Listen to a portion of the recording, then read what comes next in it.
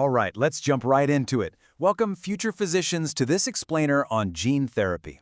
I'm absolutely thrilled to have you here today. We're going to explore how gene therapy is rapidly moving from theoretical bench science into an everyday clinical reality, a reality that is, for sure, going to define your entire medical career. Oh, and real quick, before we get too deep into the biology, make sure you subscribe to the Robo for Education YouTube channel, follow our site's blog accounts, and come chat with us in the Google chat. We've got a great community going. So, think about this for a second. The Cardiovascular Research Training Institute put it perfectly. What was once considered an unchangeable genetic blueprint is now increasingly viewed as modifiable biology. I mean, wow, for decades, the DNA your patients inherited felt like this unalterable destiny, right? It set these incredibly rigid boundaries on their health. But today we're looking at the actual tools that are actively rewriting that code. Here's our bench-to-bedside roadmap for today. We are going to start by redefining genetic destiny. Then we'll break down the core mechanisms of gene therapy, including the absolute game changer that is CRISPR. After that, we'll tackle the real physiological hurdles of delivering these therapies. And finally, we'll wrap up by looking at the actual FDA-approved treatments you are going to be prescribing in your future hospitals. Okay, let's kick things off with part one, redefining genetic destiny and shifting the medical paradigm. Look, as medical students, you guys spend countless hours, probably too many hours, memorizing pharmacology that is mostly aimed at managing downstream symptoms. Giving a statin to manage cholesterol or prescribing insulin to manage blood sugar. But genomic medicine, it offers upstream root cause correction. Instead of just putting a Band-Aid on the disease, we are now looking at intervening at the exact, literal source of the pathology. So how do we actually do that? Let's move into part two, mechanisms of gene therapy. First, let's get our foundational clinical definition locked in. Gene therapy is a therapeutic technique that modifies, replaces, or silences faulty genes to correct the underlying genetic cause of a disease. The goal here is brilliantly simple, yet profoundly complex. We just want to allow the patient's own body to make the proteins it needs to function properly, or, conversely, stop it from making harmful ones. To do this, we essentially have three main tools in our clinical toolkit. First up is gene addition. This is exactly what it sounds like, inserting a functional, working copy of a gene that a patient might be missing completely. Next, we have gene editing, where we go in and physically alter a mutated DNA sequence to correct it. And third is gene silencing.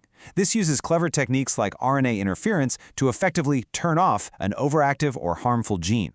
Depending on the specific pathology you're facing on the ward, you're going to rely on one of these three distinct approaches. Which brings us to part three, and arguably the most famous of these tools, CRISPR and precision editing. You've absolutely heard the acronym, but just as a quick refresher, CRISPR stands for Clustered Regularly Interspaced Short Palindromic Repeats. Now, what's really wild about this is that nature actually did all the R&D for us. This whole system is originally an ancient immune defense mechanism found in bacteria to fight off viruses. And we've basically hijacked it, repurposing it into a highly precise clinical tool for modifying human genetic code. The mechanism of action here is just so elegant. Step 1, we engineer a guide RNA, or sgRNA, to act like a molecular GPS. It finds and binds to a highly specific targeted DNA sequence in your patient's genome. Step 2, the Cas9 enzyme comes in acting like a pair of microscopic scissors, cutting the DNA strand precisely at that exact location. Step 3, the cell panics a little. Its natural DNA repair mechanisms kick in, and that allows us to essentially paste in a corrected genetic sequence. It's targeted, it's incredibly precise, and it is totally revolutionizing how we treat single gene mutations. And honestly, this leads to a pretty mind-blowing realization. By treating life as a programmable platform, you, as future clinicians, aren't just going to be managing chronic diseases. You will literally be actively rewriting the flawed biological instructions that caused the disease in the first place. But, as you all know, the biology is only half the battle. Let's shift to part 4, overcoming delivery challenges. Because getting that genetic code safely into the right cell, that is currently one of our biggest hurdles. You can't just hand a patient a pill full of DNA and call it a day, right? We need delivery vectors. First, we have adeno-associated viruses, or AAVs. We engineer these viruses so they can't cause illness, but they act like microscopic delivery trucks, dropping off genetic material. Second, lipid nanoparticles, or LNPs.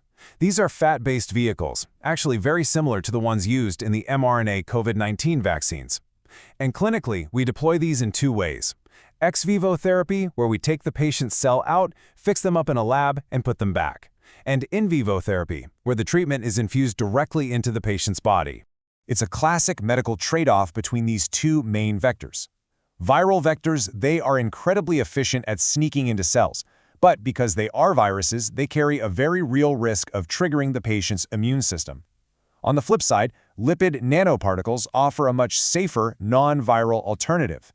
Now, historically, they've been a bit harder to target to specific tissues, but they are rapidly improving in accuracy and represent a massive, massive area of growth for future therapies. So how are researchers overcoming these challenges with long-term gene expression and delivery? Well, the cutting-edge strategies right now are amazing. Scientists are using AI-driven protein design, think DeepMind's AlphaFold 3, to custom-build perfectly optimized delivery structures. They're also utilizing self-amplifying RNA. This is super cool because it lets us achieve therapeutic effects with much smaller doses, which obviously minimizes toxicity. Plus, high-throughput CRISPR screening is helping us map out those pesky off-target effects to ensure safety. And increasingly, we're seeing gene therapy combined with traditional pharmacological treatments to give patients really comprehensive, long-lasting care. Okay, enough theory. Let's step out of the lab and into the clinic with Part 5, Approved Clinical Treatments. This isn't sci-fi anymore. Let's look at exactly how this science is being applied today with major FDA and EMA-approved therapies. Take spinal muscular atrophy, a truly devastating pediatric condition. We now use gene addition with a drug called Zolsma to restore nerve function. For inherited blindness caused by retinal dystrophy, again, gene addition, this time with a drug called Luxturna, and it literally restores vision. And recently, for sickle cell disease, we have Casgevy. This one actually uses CRISPR gene editing to allow the patient's body to produce functional hemoglobin. These are commercial drugs transforming real lives right now. And beyond rare genetic disorders, we absolutely have to talk about oncology.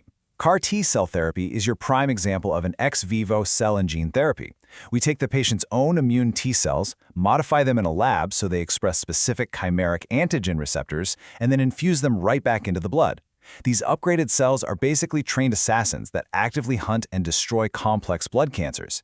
Therapies like Kymriah and Yescarta are completely, undeniably revolutionizing how we treat leukemia and lymphoma. And guys, this is just the beginning.